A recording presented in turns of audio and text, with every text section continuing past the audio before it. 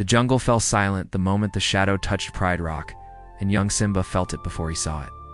A chill that crept into his paws as the wind whispered his father's name like a secret it was afraid to speak.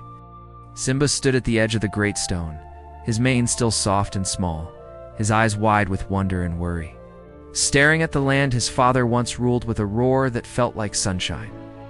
Below him, the grass rippled like a golden sea, birds circled nervously, and somewhere far away thunder grumbled, though the sky was clear.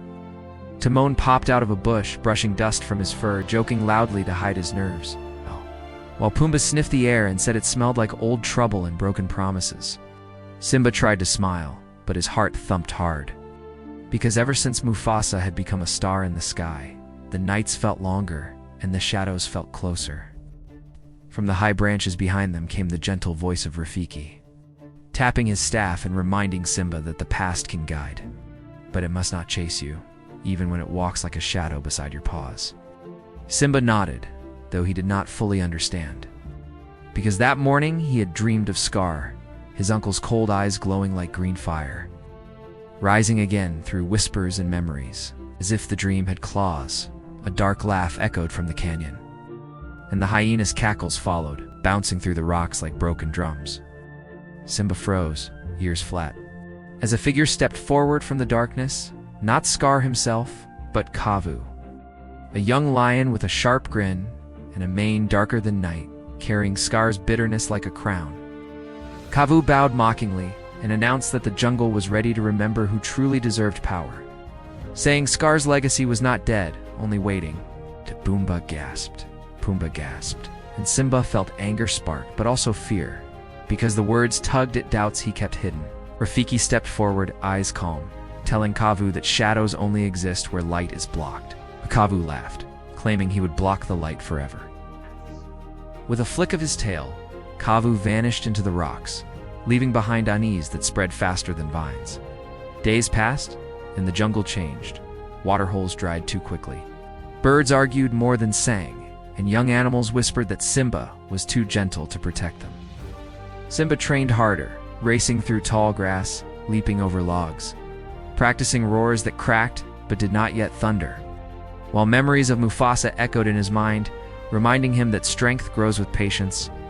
One evening, as the sun melted into red and gold, Simba wandered alone, staring at his reflection in a quiet pool, asking the stars if he was enough. The water shimmered, and for a moment Mufasa's face appeared. Not speaking, just watching with proud, loving eyes, filling Simba with warmth and courage. Suddenly, the peace shattered as hyenas burst from the bushes, circling Simba with mocking bows, chanting Scar's name as if it were a spell. Simba stood his ground, heart racing, when Nala leaped from above, fierce and fearless, driving the hyenas back with swift teamwork that reminded Simba he was never alone. From the shadows, Kavu watched, his smile fading, realizing Simba's strength came not from fear, but from friends. Angered, Kavu began spreading lies, telling animals Simba was haunted, that Mufasa's shadow made him weak. And doubt crept through the Pride Lands like cold fog. Rafiki gathered Simba, Nala, Timon, and Pumbaa, leading them to the ancient baobab, where stories were carved into bark older than memory. There, Rafiki told them Scar's rise began with jealousy, but his fall came from forgetting love, warning Simba that anger could turn him into what he feared most. When a great storm struck that night, lightning splitting the sky, Kavu struck too, luring animals into the gorge with promises of safety, planning to trap Simba as Scar once had. Simba arrived just in time, rain soaking his fur, thunder roaring louder than any lion, and for a moment fear threatened to paralyze him. Then he remembered Mufasa's steady voice, Nala's courage, his friend's trust, and he roared, not in rage, but in warning, guiding the animals to higher ground. Kavu confronted him atop a slick cliff, accusing Simba of stealing a throne that should belong to Scar's bloodline, and lunged. They struggled, paws slipping, rain blinding, until Simba saw Kavu lose balance, dangling over the chasm. The jungle held its breath as Simba chose mercy, pulling Kavu back, saying the past did not have to decide the future. Kavu collapsed, shaking, his anger washed away by rain and shame, realizing Scar's legacy was only darkness without hope. As dawn broke, clouds lifting, animals gathered, seeing not a shadowed king, but a leader who chose compassion over revenge. Rafiki smiled, tapping his staff, reminding everyone that Mufasa's shadow was not fear, but guidance, always pointing toward the light. Simba lifted his head, the sun warming his face, knowing he would never walk alone, and that true strength shines brightest when it turns shadows into lessons, not chains. The morning after the storm felt softer, as if the jungle itself was speaking in whispers, and Simba woke to birdsong that sounded hopeful but careful, like a promise still learning how to stand. Dew clung to his whiskers as he stepped from Pride Rock, watching young cubs chase butterflies while elders shared quiet smiles. Yet beneath the calm, he sensed something unfinished. A thread tugging at his heart. Rafiki sat nearby, painting gentle symbols on the rock with berry juice, humming a tune older than the trees, and when Simba asked why the air still felt heavy, the mandrill replied that shadows do not vanish when the sun rises. They fade only when understood.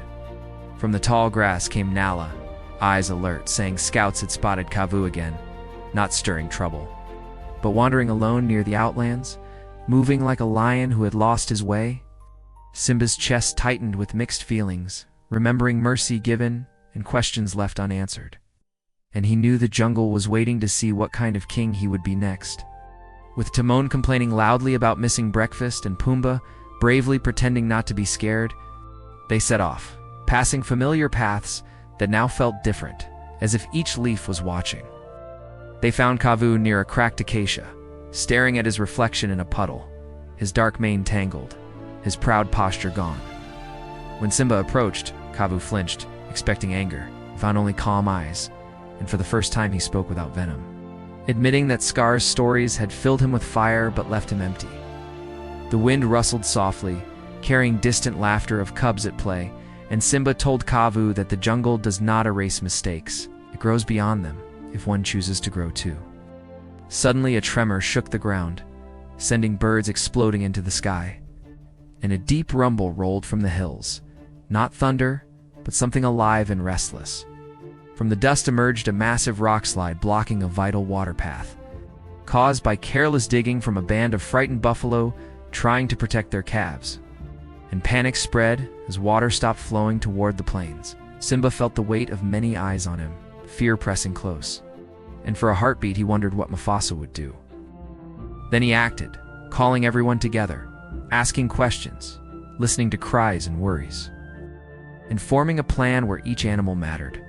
Nuru, the elephant, returned with his herd, using strength guided by care to shift stones, while meerkats mapped tunnels and birds carried messages across the sky.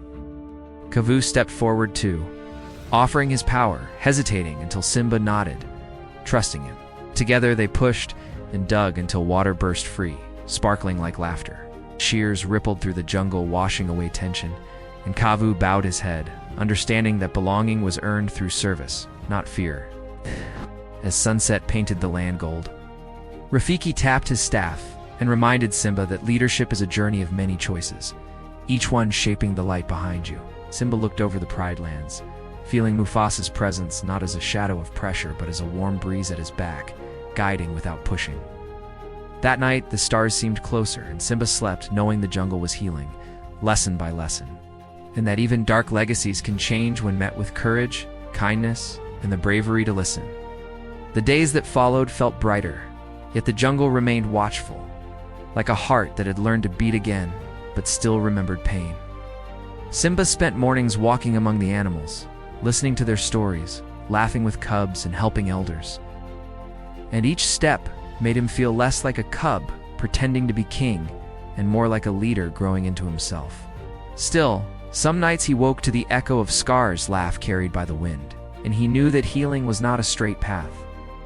One afternoon, as clouds drifted lazily like sleeping lions, Rafiki called Simba to the tallest baobab, where carvings told stories of past kings and forgotten mistakes. Rafiki traced a symbol of a broken circle and explained that when fear is left untended, it finds new shapes, warning that Scar's legacy was quiet now, but silence can be tricky.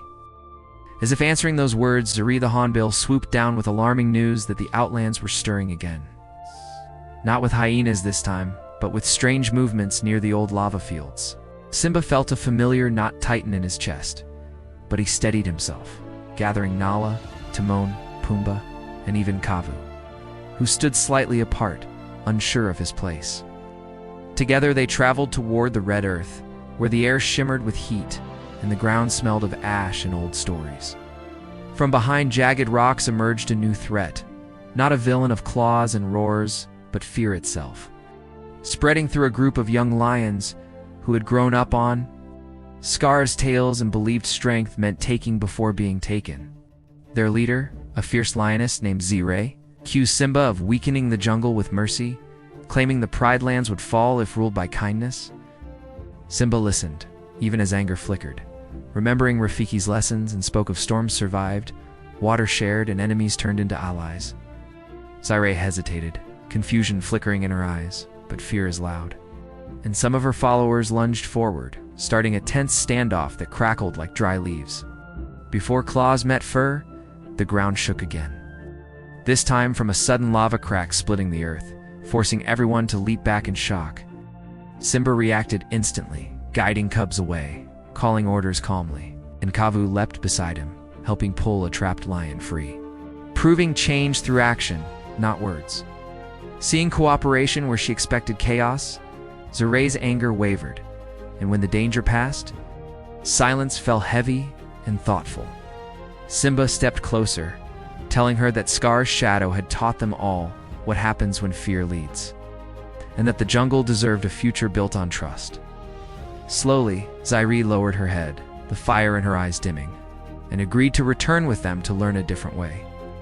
As the sun dipped low, painting the sky with hope, Simba felt Mufasa's presence again. Not above him, but within him, steady and warm. Walking back toward the Pride Lands with former rivals, now uncertain companions, Simba understood that leadership was not about ending darkness forever, but about choosing light again and again, even when shadows try to return.